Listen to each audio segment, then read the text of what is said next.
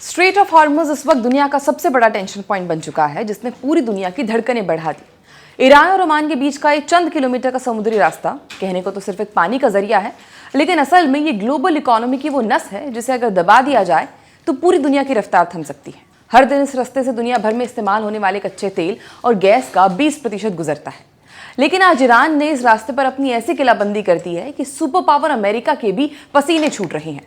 Iran ने साफ कह दिया है कि अगर उसे दबाने की कोशिश की गई तो वो दुनिया की तेल सप्लाई का ये मेन स्विच ही बंद कर देगा। आपको बता दें कि ईरान ने इस पतले रास्ते पर अपनी ड्रोन्स और मिसाइल तैनात कर दी हैं और वो चुन चुनकर उन जहाज़ों को परेशान कर रहा है जिनका कनेक्शन अमेरिका से है। जिसके बाद अब अमेरिका के राष्ट्रपति डोनाल्ड ट्रंप, जो हमेशा से अपनी ताकत के दम पर दुनिया को झुकाने की बात करते थे, आज खुद इस जाल में फंसते नजर आ रहे हैं।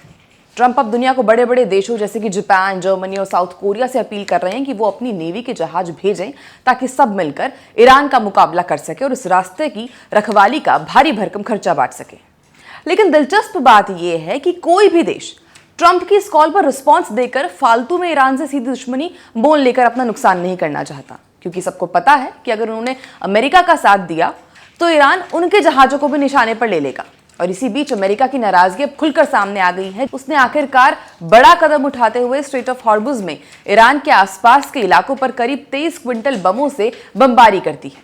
मगर इस मुश्किल वक्त में भारत ने जो कर दिखाया है उसकी गूंज आज पूरी दुनिया के पावर कॉरिडोर में सुनाई दे रही है।